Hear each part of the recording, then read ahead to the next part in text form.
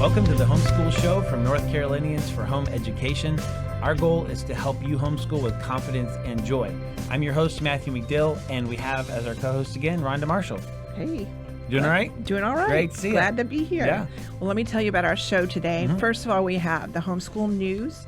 Well, we'll hear about NCHE's Capital Fest that's coming up, how to put an acknowledgement for your graduate in the Greenhouse magazine, and how to get a free registration for Thrive. You got to hear about that. Yes. And in Homeschool Conversations today, we'll listen to a conversation that Matthew actually had with Kim Kromer, who's the executive director of the NCFCA Speech and Debate League. That should be good. Yeah. And in our Homeschool Tip of the Week, Matthew will talk to us about the importance of reading books and then discussing them with your students.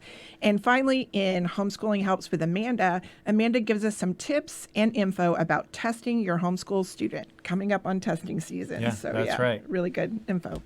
Great. Well, starting with news, I'm going to let you know about the Greenhouse opportunity to get your graduate students' bio and picture in the Greenhouse magazine. So this Friday, March 10th, is the deadline for getting your graduate in the Greenhouse graduate issue. You can do a bio and headshot or a half-page ad. This issue is a great memento to have for this great occasion in your child's life. Go to nche.com/graduate-central to find out more. You can go to the homepage also, and there will be a link there to find out how to do that.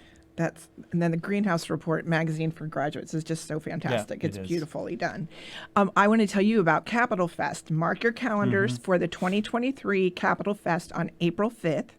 It's held every 2 years during the long session of the North Carolina General Assembly.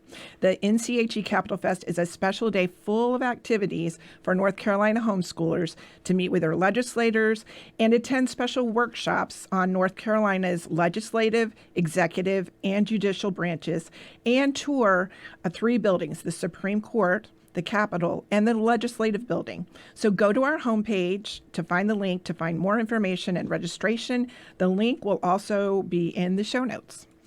And also, let's talk about those free Thrive registrations. Did you know that there are ways to attend the Thrive Conference for free? Who knew?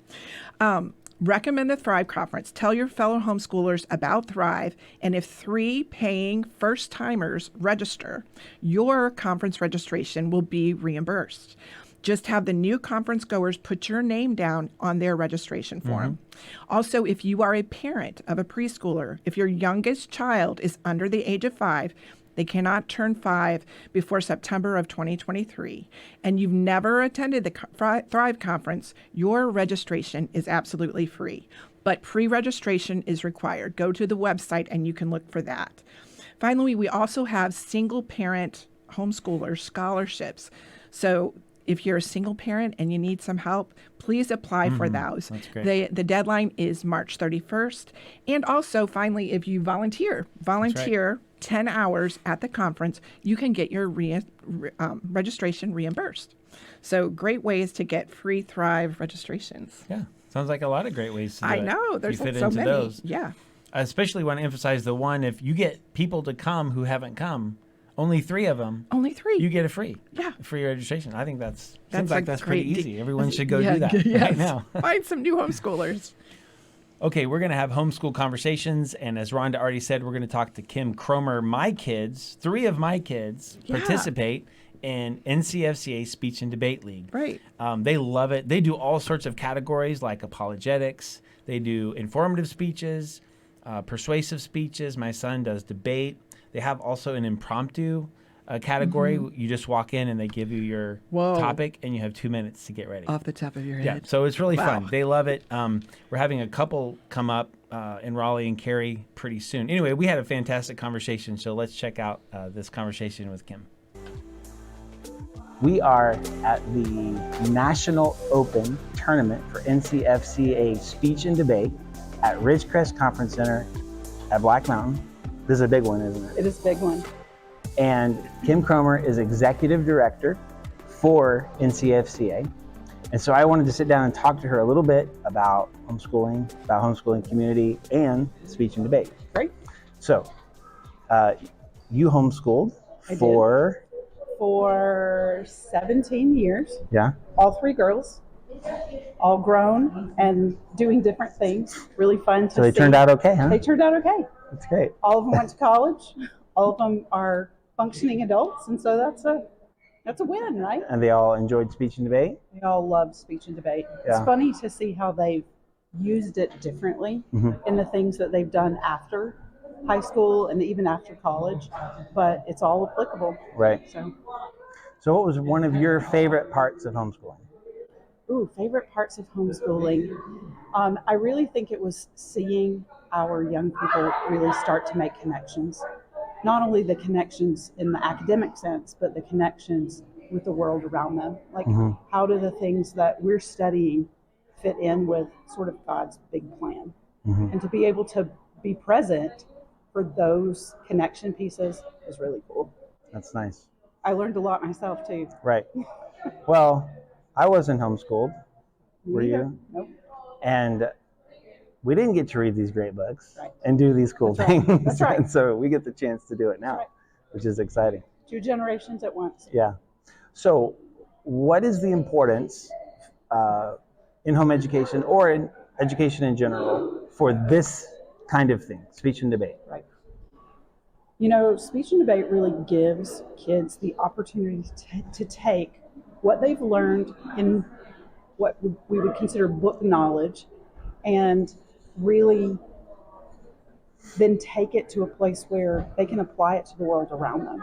It is that, if in the classical term, it's the rhetoric. It's the ability to take the information they have and utilize it for the value of others. We had a devotion this morning just about the purpose of the gifts that God has given us, and really, being able to share is really one of the most important things that you can do. That's right. Because if you have the gift, if you have the knowledge, whatever it is, if you can't articulate it, then you can't serve others. And so I think that's the most important thing about speech and debate. Right. Ministering to others. Ministering to others. And we have a message and we're blessed. We understand it. That's right. So what have you seen change in homeschool life? Right. Things are changing, I think. They are, yes. What are some of the things you've observed? We started homeschooling in 2001. So it was, back at the time, there was not a lot of outside opportunity. I mean, it really was what we would call classical homeschooling, like schooling at home at the kitchen table. And so there's so many opportunities now for families to find what really works, not only for their family as a whole, but for their individual students. And I think that's a really important piece. Even here at Speech and Debate, we allow students to participate in the events that are really the things that are, they channel their giftings and their interests. So knowing that somewhere out there are brand new homeschool moms. Yes. And they don't have any idea what all this is about. What kinds of things would you want to share with them to keep in mind as they're learning, parenting, homeschooling? New homeschool moms with maybe younger kids in particular, don't ever let them establish the fear of public speaking. Get them speaking, doing show and tell. It doesn't have to be hard. Just any sort of show me your new toy, show me how you did this math problem, any sort of opportunity to learn to be communicative and be able to be an effective communicator. And it's really easy. I mean, it's easy to do at home. So, I mean, the pre-training that would come for speech and debate really is just that ability to tell a story. Storytelling is the connection to the gospel. Right. Jesus was perhaps the ultimate storyteller, and using that to just model. And so it's really good to keep kids moving in that direction. And if your kids are not young and they've already maybe established that fear, because it is a huge fear for lots of adults. Lots of adults statistically say they'd rather die than publicly speak. And it's interesting here because it's almost, like everybody loves to speak. But really just encouraging them to get out there. Start small. It doesn't have to be hard. You don't have to do a giant audience first. Do it at home. So whether it's speech and debate like NCFCA or other things, I think one of the things we would want to tell the parents is putting your kids in those situations and opportunities where they can stretch themselves, grow, get over their fears, sets them up to be confident and comfortable in life instead of going out there and not being sure, being afraid of those things. It's the ability for them to find their voice. And certainly in a society where there's a lot of information and there's a lot of messaging, you really want your young people to, first of all, know what they believe and why they believe it. But to be able to articulate that, to be able to share the stories that are very passionate to them, to be able to defend their faith in a way that's confident, to meet their own challenges. They're all going to go and do something different. But really, whatever their challenge is going to be, communication is going to be a part, whether it's absolutely parenting, yeah, whether it's in a marriage, working in your community, in your church, or in your professional life. Right. Well, thanks, Kim. For sure. Thanks for talking. Thanks for putting on a great tournament. We're enjoying it. We would love to have your viewers to join us at a local tournament. Check out the website, ncfca.org. That's right. And find the local tournament and just come see what we're about. And we have 2 in North Carolina coming up in Cary and Raleigh, regional tournaments that we're going to be at. So there's some opportunities. Love it. Thanks. You got it. All right, that was great. Enjoyed talking to Kim, and that was a great tournament that we had there. All right, so we're going to do a little bit of homeschool tip of the week. All right. Okay, and I brought some books. I have show and tell today. Yay. And basically what I want to talk about is how fun it is and how effective it is to read books with your kids. I'm not talking about read alouds. I'm talking about your high school kids are reading books and you're reading the same book and you're discussing it with them. Yeah. It's easier, and I've done this a lot, where I just assign books. I don't know. I mean, I've read it a long time ago or whatever. Right. But you're not in a position to actually discuss it. And of course, one situation I was in is my son kept saying, "Oh, I read that book." And I was like, "Well, tell me about it." "Oh, I don't know. It's like, okay. We're going to have some discussion here to see if you're understanding anything in this book. Getting something from this book. Yeah, that's right. But discussion also clarifies so many things in the process. So one of the things that I'm reading right now is A Tale of Two Cities by Charles Dickens, and I'm reading it with my 14-year-old. And I read this before, but I'm thinking, wow, 14-year-old's supposed to be able to read this? I mean, it's pretty challenging. It's right. It's the And best so I thought, of times. It was the worst of times. That's exactly right. And so I am reading it with her.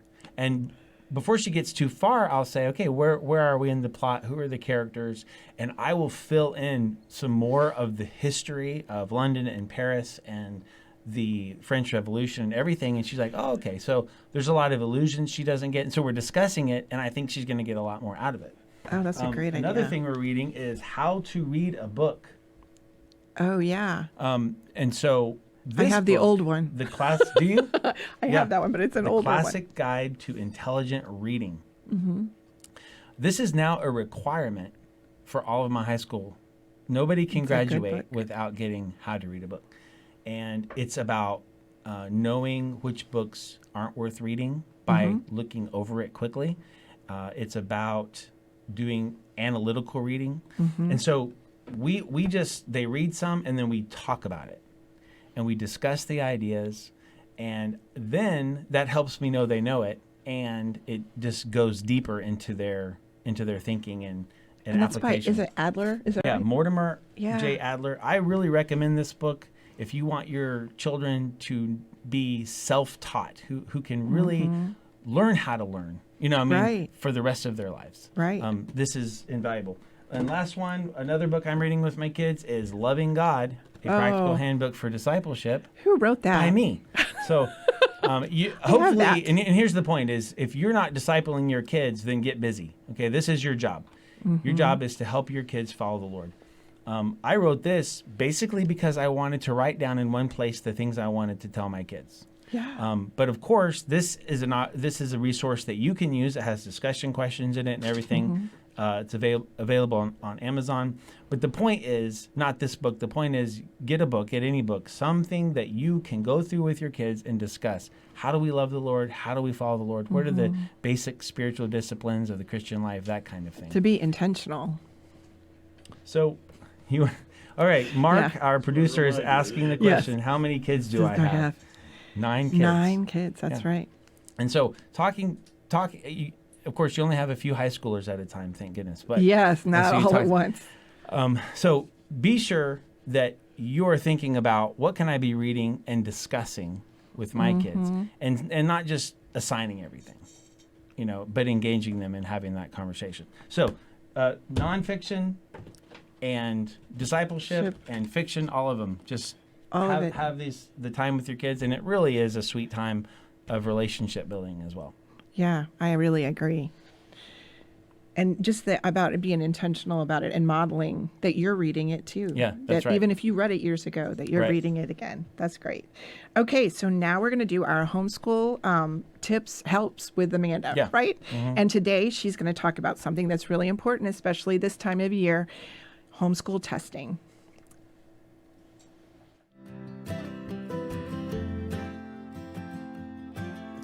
Welcome to Homeschool Helps with Amanda. I'm Amanda Wares, Homeschool Helps Director with NCHE. Today we're going to talk about testing, homeschool testing. It's heading into spring. This is the time of year when many homeschool families do their annual testing. It's also the questions and concerns about testing are starting to ramp up. So I thought it's a great time to talk about our required annual testing. So first off, let's talk about what the law says. Let's have a reminder. First off, the North Carolina homeschool law says that we have to test every student that is over the age of 7 once per calendar year, giving a nationally normed, standardized test. Now, this is not the same at all as the public school EOGs. That test is specifically for the public school, for their students to test progress in certain subjects. It is not nationally normed or standardized. It does not fit our homeschool law. So forget about the public school EOGs. That is not what we do. Another thing to remember is all the law says is we have to give this test and then keep the results on file for a year. I recommend, and many people recommend, that you keep those results on file forever, just for your records for your student. But and that's, I think, the best practice, but legally you have to keep it for a year. Also, there is nothing in the law about a certain score your student has to get on the test. There is no pass or fail, and there's nothing in the law about what grade level test must be given. So there's a lot of flexibility within this legal hoop that we have to jump through in giving this test. Another thing to remember is by the time you've been homeschooling for any length of time, you've been spending this one-on-one time with your student, you're going to know their strengths and their weaknesses. You will not be surprised by these test results. You will know whether they're, great at math and struggle in English, or vice versa, whatever it is, you will not be surprised. So again, testing, this is a legal hoop we have to jump through. We have to do it, but we don't need to stress about it. We don't need to be concerned or stressed or freak out. We can just relax and do it. Now, where do you get these tests? There are many, many sources that you can find to order these tests, whether there's some that you give fully online. There's some that you give paper, it's a paper test. You would give it, mail it in, they'll send you the results. For those, examples of those tests would be the CAT, the California Achievement Test, or the Iowa or the Stanford. Those are all really common tests of that type that a parent can administer. Those are really common. You can find them many sources online. You can also, there's a test that's very commonly given in North Carolina called the Woodcock-Johnson. This test is unique in that it has to be given by a certified administrator. So to find where to buy these tests, you can go to nche.com, go to the help section, scroll down. We have a testing page and a testing providers page.